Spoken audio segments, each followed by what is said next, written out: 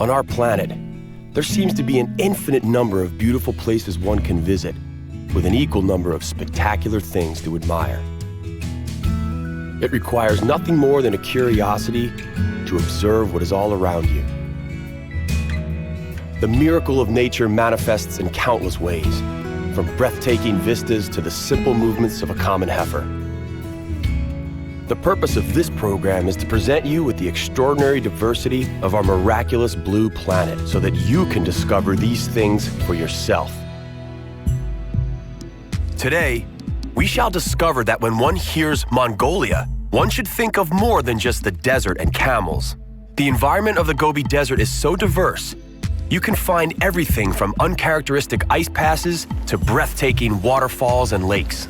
From the Gobi semi-desert, we will move on to the lush, green, northern Mongolian hillsides that provide refuge for Buddhists.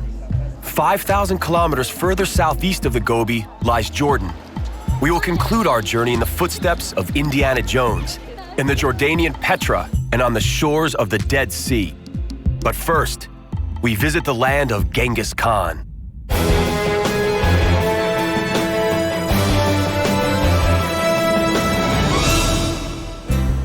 Gobi, Hanhai, or Gebi. All these words are the names of the Gobi Desert in different languages. The Gobi is one of the oldest deserts in the world. Its surface area is an incredible 1.3 million square kilometers. The Gobi Desert remains largely unexplored due to its immense size. It stretches between the Altai mountain range in the north, the Tibetan Plateau in the southwest, and the Great Wall of China in the southeast. Its extreme size goes hand in hand with extreme temperature differences. In the winter, the temperature can drop as low as minus 40 degrees Fahrenheit, while in the summertime, the temperature can climb up to 113 degrees Fahrenheit. Only a few living beings survive such drastic temperature differences. One of the adventurers that got carried away by the magic of the Gobi Desert was Sven Hedin, a Swedish discoverer. He described his caravan as follows. Our camp, with its many packages and animals, made a very picturesque appearance, and it gave me a feeling of deep satisfaction to think that all those things were mine. It can be stated with confidence that not much has changed since in the Gobi Desert. 5 ecoregions are found in the Gobi, each of which has an entirely different soil composition. Each year, the desert claims several extra kilometers. The southern reaches of the Gobi have been devouring pastures on the Chinese border for the last 20 years. Each year, the greedy masses of sand absorb 20 centimeters of rainfall. That's not a lot of rainfall, but people and animals can adapt to even the harshest of conditions. In search of better pastures, the Mongolians migrate up to 4 times a year. Their entire household, complete with yurt, travels along with them. The art of assembling and disassembling the yurt has been perfected over the millennia. It is just another facet of the nomadic lifestyle. The yurt is constructed to withstand bitterly cold weather. 4 people are required to assemble it. A trap is stretched over the wooden framework, and then it's lined with hides and other firm materials for making the yurt waterproof during periods of rain, and as insulation during cold nights.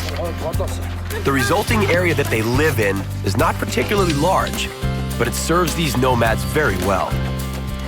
The complete erection process of the yurt takes just a few hours. It's perfectly eco-friendly. When the Mongols depart in search of greener pastures, no trace of their habitation is left behind. Recently, the yurts have become increasingly more popular with the environmentally conscious living in both Europe and the United States. The women are in charge of the interior decorations. They incorporate many colorful rugs and other decorative items throughout.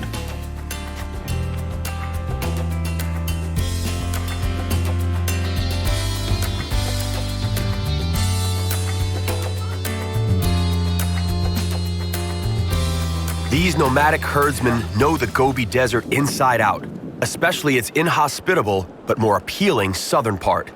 It is found in the middle of a national park. The peaks of the Gurvan Saikan-ul mountain range seem to blast skyward. When translated, its name means the Three Beauties, even though the dark and rocky mountains feel quite gloomy in real life. The base camp for the expeditions into the mountains is equipped with yurts and herds of the load-bearing Bactrian camel. A sought-out sandy desert, the Congorian Els, or Singing Sands, lies at the foot of the mountain. The dunes rise 300 meters high, 12 kilometers wide, and 100 kilometers long. Under the watchful eye of the Three Beauties, they seem to be the guardian of secrets. It is said that directly beneath the surface of this sandy kingdom lives the mythical worm Olgoi Chorchoi. The worm is said to attack humans from behind and suck out all their blood. The many animal skeletons found in the desert are more likely manifestations of severe heat or drought, and not so much the Olgoi Chorchoi. The desert is known to be unmerciful to lost animals and people. The giant worm story could easily have started with the ramblings of a delirious lost soul. Several historical records, and even some cryptozoological enthusiasts, actually mention the existence of the Olgoi Chorchoi. But predominantly, this creature is only alive in the minds of the local people and their shamans. It is supposedly bright red in color, spits acid, and its sighting foretells approaching death. The legend may have originated as a warning to the foolish of the desert's impending dangers. But there are those who interpret and use archaeological findings from the Gobi to point to evidence of the monster. A dinosaur egg and the remains of the first mammals, dating back to the Jurassic period 164 million years ago, were discovered in the northern part of the desert. The Mongolians claim that once you know where to look, you can find a piece of prehistory in less than 30 minutes. The multicolored sand grains vary in weight. The wind carries the lightest layer, which is why the Singing Sands appear to change shape constantly. It appears that the three sisters and the Singing Desert only know how to take lives. On the other hand, the Gobi Desert is a place that can give life as well as take it. The rarely seen and highly endangered Przalski's horse can be spotted on the desert's periphery. Zoologists are slowly reintroducing this breed from zoos back into the wild.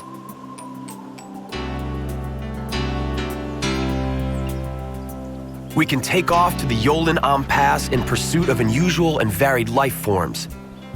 It is here that we find myriad glacier-fed streams.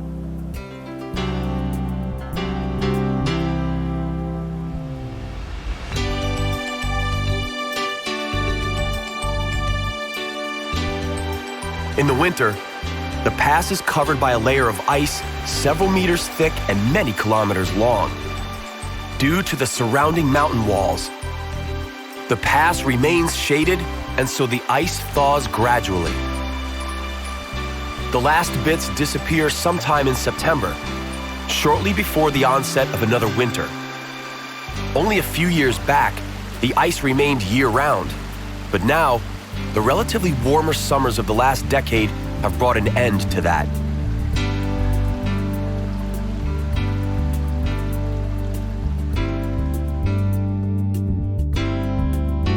A slightly more acceptable climate due to higher altitude results in a greater variance of fauna and flora thriving here. The accessibility of water also helps. This is where the snow leopard lives, but he's rarely spotted.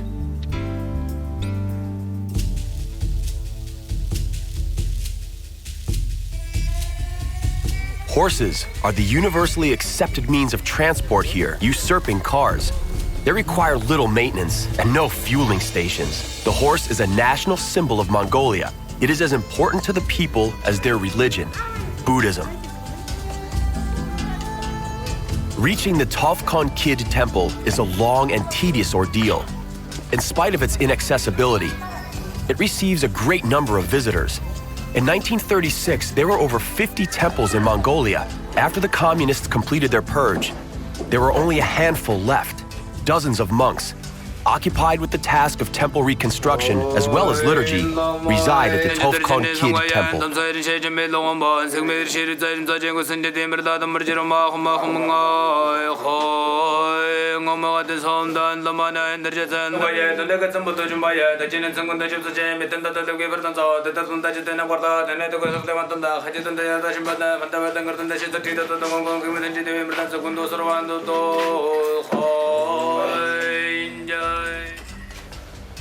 The Tofkon Kid Temple is an important pilgrimage site for the Mongolians.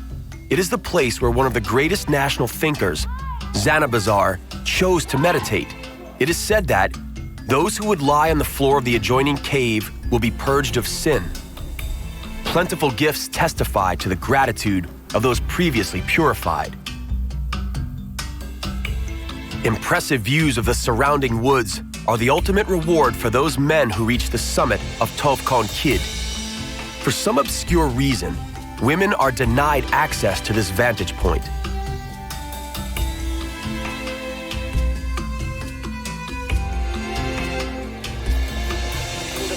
Pilgrims are drawn to the temple by Zanabazar's legacy. No lesser an attraction is a spring whose sacred waters are deemed to have healing properties.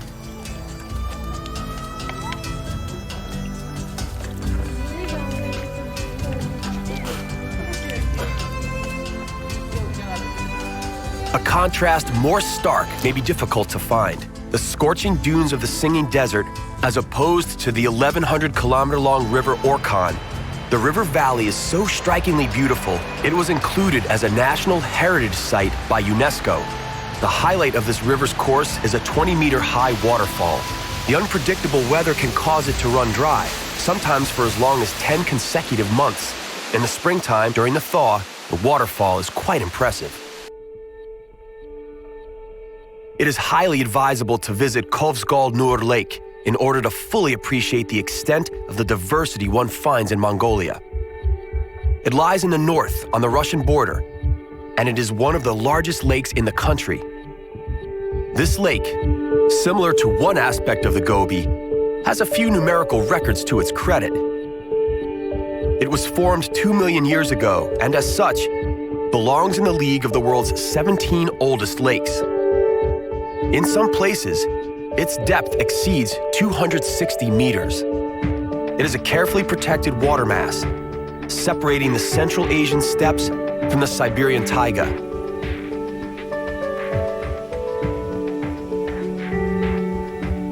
It supplies 17% of Mongolia with fresh water. Its surface area of almost 3,000 square kilometers makes it Mongolia's second largest lake. Its shores abound with incredible animal diversity, from the ibex and reindeer to the wolves, wolverines, and bears. An honored member of the bird kingdom is the endemic Hovsgol grayling.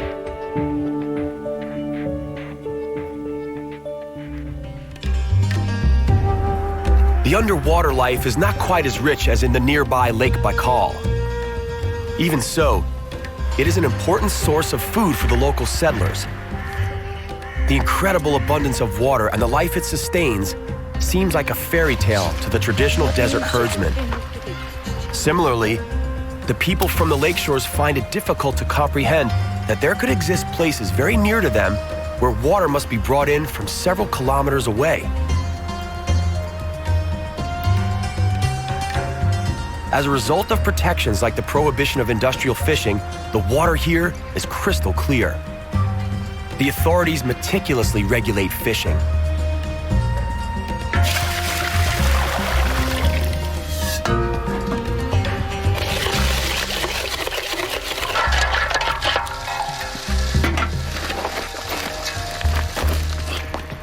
Fishermen living on the shores of the lake are forbidden to use large boats.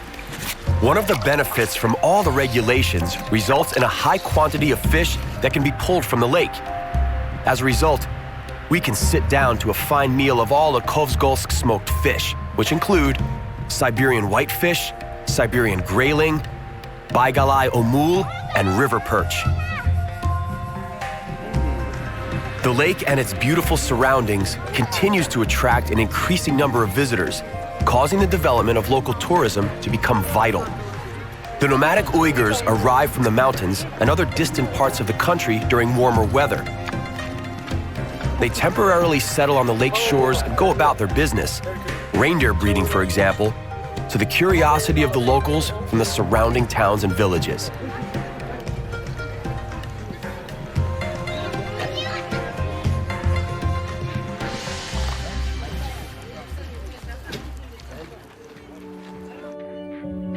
This area of the lake might just well as be named Mongolian Switzerland.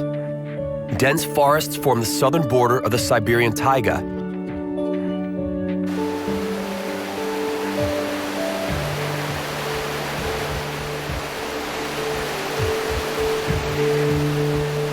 The dominant tree is the Siberian larch. Its resilience to the bitter cold makes it more than able to thrive here. It grows to a height of 50 meters, and the trunk can be a meter in diameter. In the autumn, its leaves, resembling pine needles, turn yellow and adorn the forest floor. As the forests retreat, the Central Asian plains open up.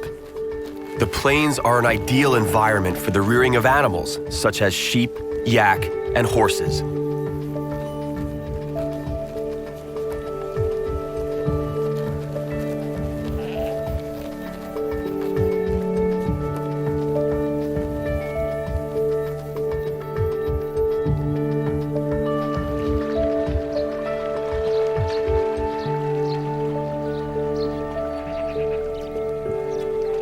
Let us leave Mongolia behind and move over to a place where the sun, Islam, and the Dead Sea dominate. Jordan awaits.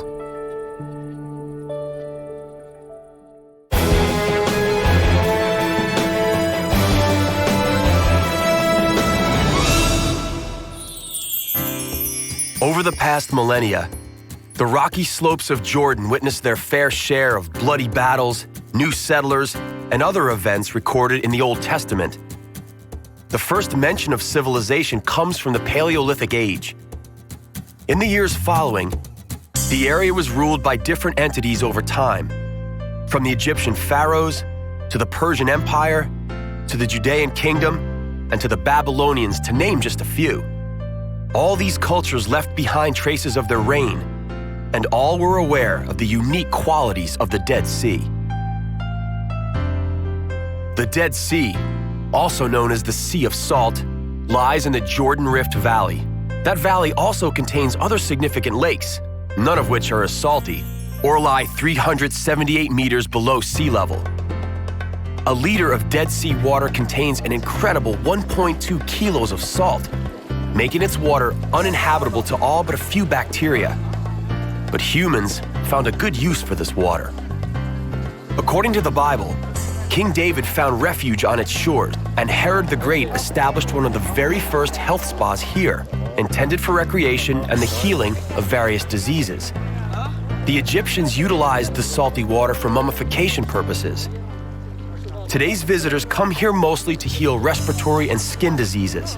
Many beneficial minerals evaporate from the water, and the ultraviolet rays of the sun ensure a higher concentration of oxygen here than elsewhere. The water contains almost 10 times more salt than the ocean. As a result, people here enjoy incredible buoyancy.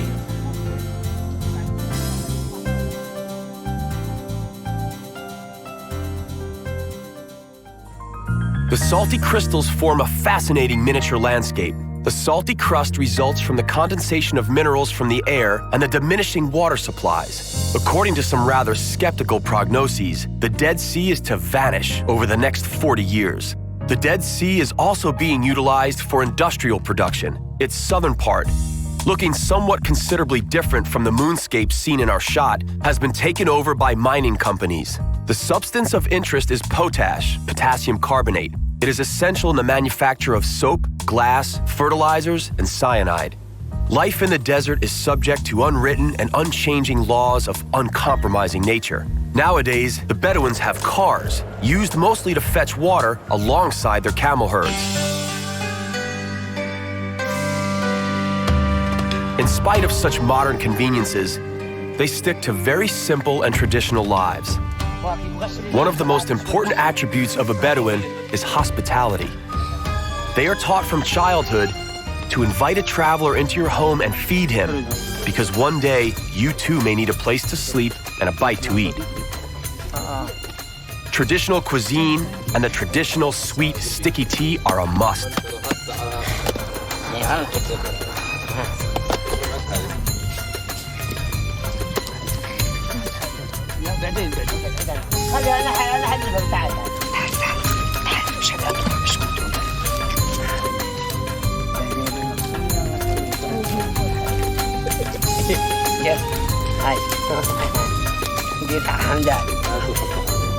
Living in such austere surroundings, it is not surprising that the Bedouins cherish friendship and hospitality above all.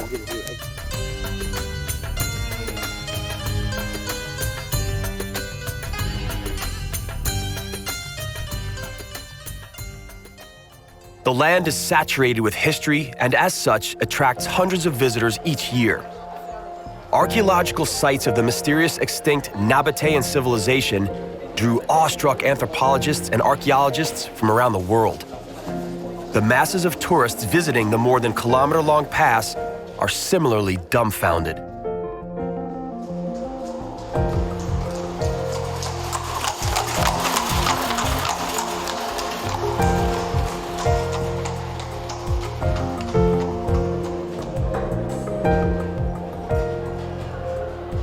Having left the past behind, an incredible spectacle comes into sight. Known as the treasure chest, it is the symbol of the lost city of Petra.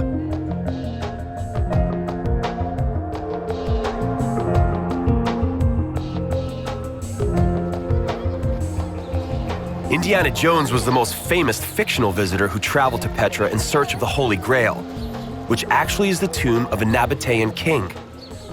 According to an Arabic belief, this is where Moses caused the rock to bring forth water when he struck the rock with his staff. A treasure of unimaginable worth is hidden in the facade according to a medieval legend. Petra has been a UNESCO World Heritage Site since 1985.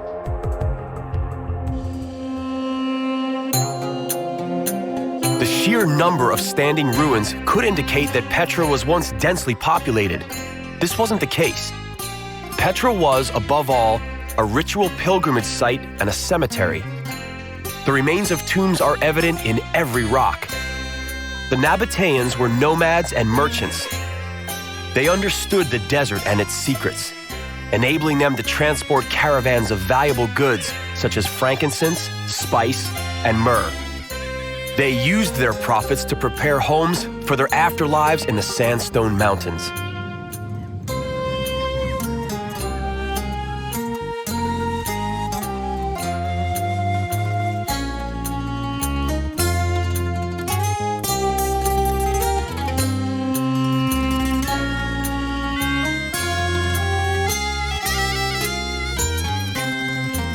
At the beginning of the 2nd century, the Nabateans clashed with the Romans. Their legacy was the Byzantine episcopate and a wide range of authentic mosaics on the floors.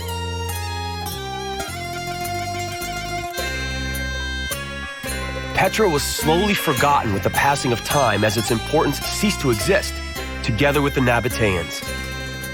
The secret of the pass was only known to the Bedouins who, until recently, inhabited some of the rooms in the rocks. Today, Petra is open to all.